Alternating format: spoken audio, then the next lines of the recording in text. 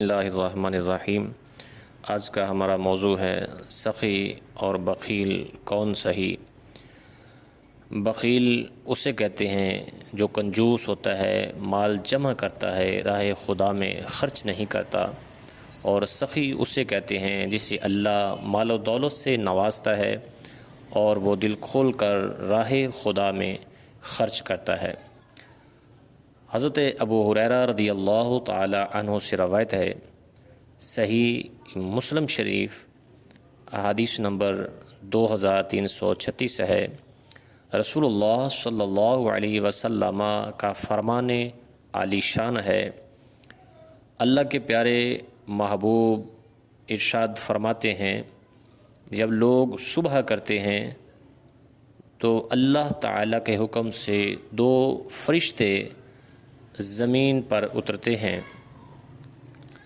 اور وہ ان میں سے ایک ندا کرتا ہے، اے اللہ عز و جل بخیل کو تباہ کر دے، برباد کر دے، اور دوسرے کے لیے دوسرا فرشتہ دعا کرتا ہے، اے اللہ سخی کو اچھا اجر دے، اے اللہ سخی کو اور زیادہ عطا فرما۔ دیکھیے کہ سخی کے لیے اللہ کے فرشتے دعا کر رہے ہیں زیادہ اجر کی اور عطا کرنے کی، اور بخیل کے لیے اللہ کے فرشتے بربادی کی دعا کر رہے ہیں۔ تو ظاہری بات ہے، جب اللہ کے فرشتے اس کے لیے بربادی کی دعا کریں گے تو پھر بخیل جو ہے وہ برباد ہوگا۔ حضرت عمر رضی اللہ تعالی عنہ فرماتے ہیں، سخی خدا کا دوست ہے اور بخیل خدا کا دشمن۔ سخی جو ہوتا ہے، جس کو اللہ پاک نے مال و دولت عطا فرمایا ہوتا ہے، راہ خدا میں خرچ کرتا ہے، تو اللہ تعالیٰ اسے اپنا دوست بنا لیتا ہے، اور بخیل خدا کا دشمن ہے، اللہ اس سے دشمنی رکھتا ہے جو بخیل ہوتا ہے۔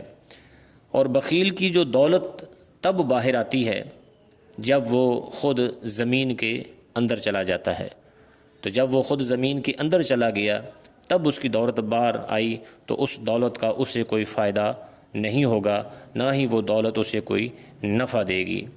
حضور اکرم صلی اللہ علیہ وسلم کا فرمان عالی شان ہے، دو شخصوں پر رشک کرنا چاہیے، دو آدمیوں پر رشک کرنا چاہیے۔